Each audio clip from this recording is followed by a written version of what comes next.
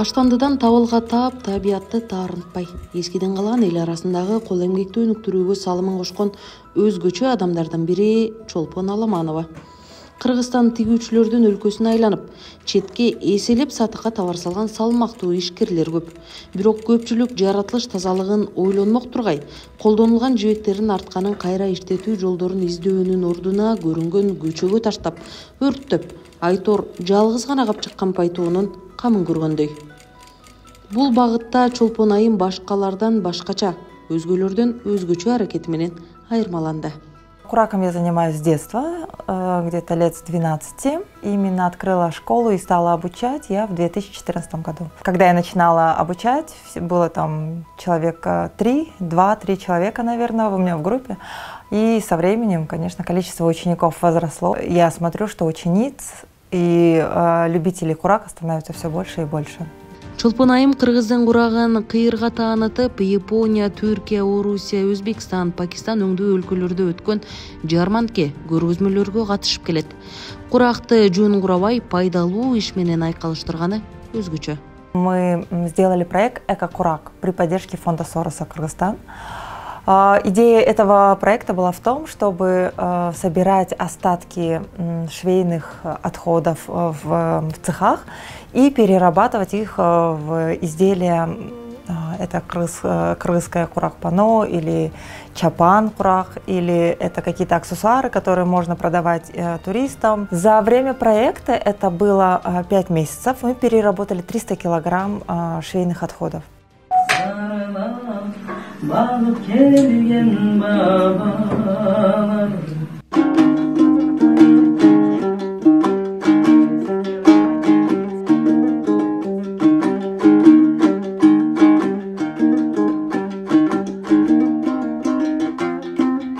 Если бы так случилось, это вот, да, в идеале, наши швейные цеха сотрудничали бы с любителями курака, и взаимодействуя между собой, то есть куракчане забирали бы лоскутки и перерабатывали, и курак мог бы стать даже как визитная карточка Кыргызстана, что здесь не только мы сохраняем кыргызскую культуру, возрождая курак, возрождая символы, символику и смысл, который вкладывали наши предки в эту прекрасную технику, в эти изделия, мы тем самым еще бережно показываем, как мы бережно относимся к природе, и что через искусство мы перерабатываем отходы, создавая чистый Кыргызстан.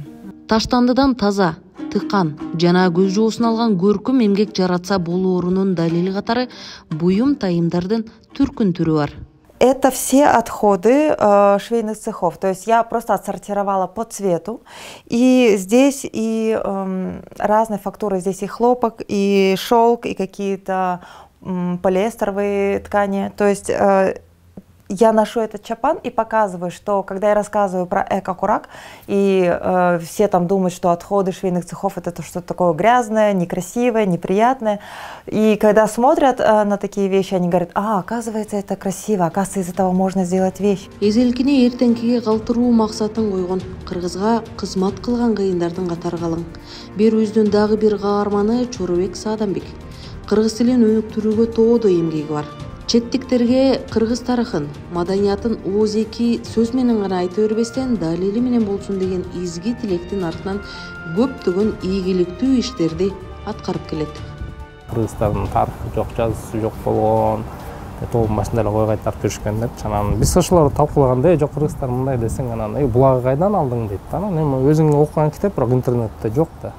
Ошол китептерди биз өзүбүз баягы шилтеме бериш үчүн, референс бериш үчүн сканерден өткөзүп интернетке чыгыш керек деген ойго келип, сканерлеп баштаганбыз. Ошондо Манастан баштап, Семетей, Саякбай, Сагынбай, Жусуп Мамайдыкын баарын кошонун бир 9-10 ай өзүбүзчө иштедик достор менен. Ошо биздин KG сайтын ошондо түздүк.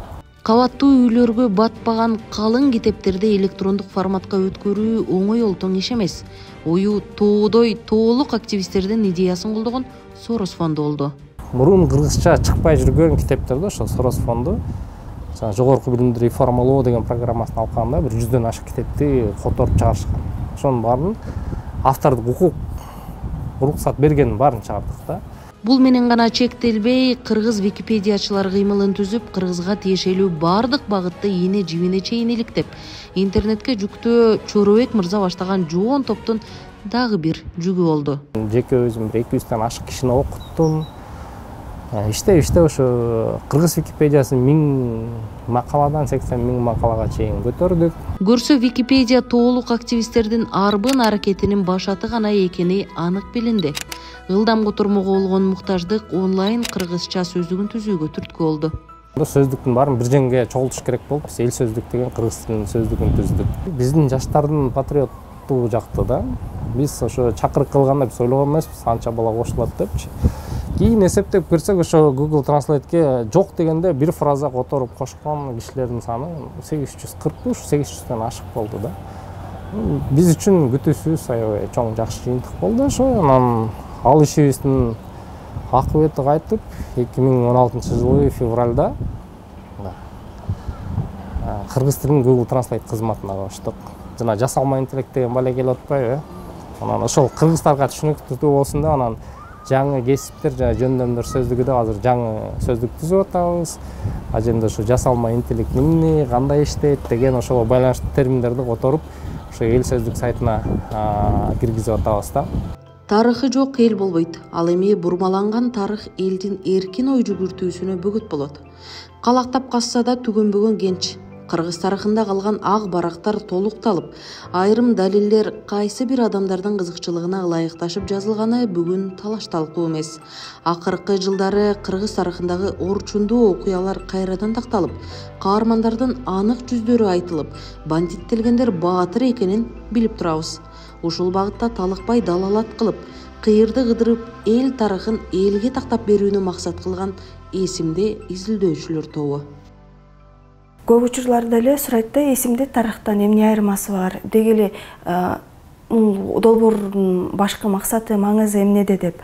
Бул деген адам укуктарынын бузулушу бизде тарыхта калып, адилетсиз тарых калып калса, ошол бойдон эле унутта калышы мүмкүн. А эсимде изилдөө аянтчасынын башкы максаты ошол унутта калган же адилетсиз тарыхты кайрадан карап чыгуу.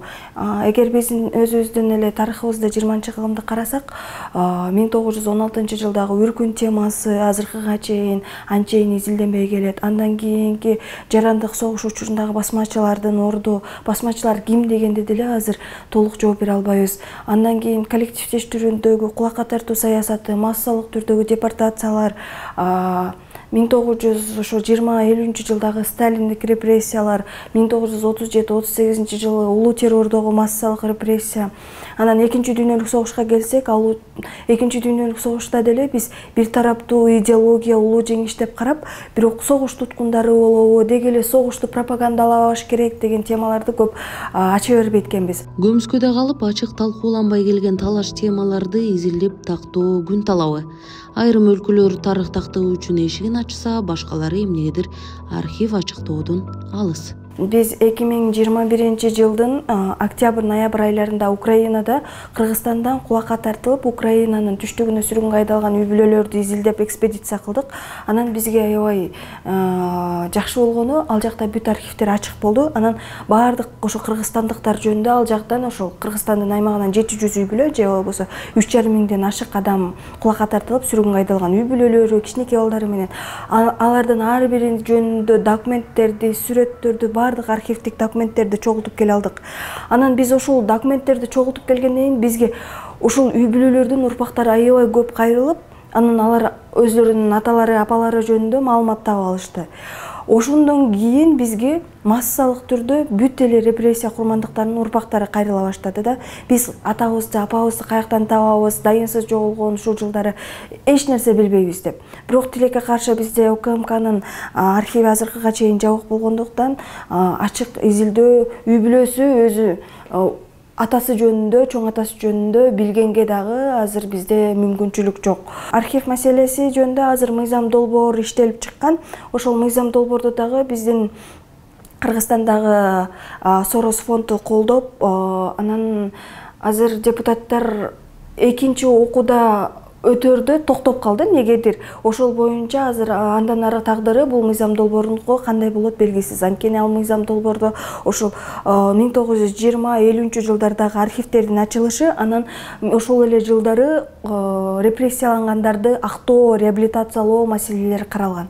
Бирок азыркыга чейин ушул токтоп турат. Анткени былтыр 9 майга жакын убакытта ушул Россия Федерациясы менен балким мамилебизди бузуп алабызбы деп токтотуп коюшкан. Ошол боюнча бул маселе токтоп турат. Мектеп программасында кулакка тартуу саясаты коллективдештирүү саясаты катары гана берилген да. Кулакка тартылып массалык түрдө Оренбургка болобу, Россиянын башка шаарларына болобу же Украинага сүргөнгө, Ташкентке сүргөнгө айдоо жөнүндө китептерде дээрлик жок. Булар эсимденин тобу жасаган эсепсиз эмгектин чети гана. 7 жылда жасаган иштердин баарын батырып бир видеодо баяндоо такыр мүмкүн эмес. Кыргыз тарыхын, маданиятын, тилин тактап, сактап, өнүктүрүүгө өмүрүн арнаган адамдардын аз тобу ушулар. Манастан баштап ар бир улуттук аспапка чейин талдап, жаштардын интернеттен тилине салып жалпыга жайылтып аткан топтордун аракети күч. Ал эми ушул сыяктуу долбоорлорду колдогон эл аралык фонддордун салмактуу салымын айтпасак болбойт.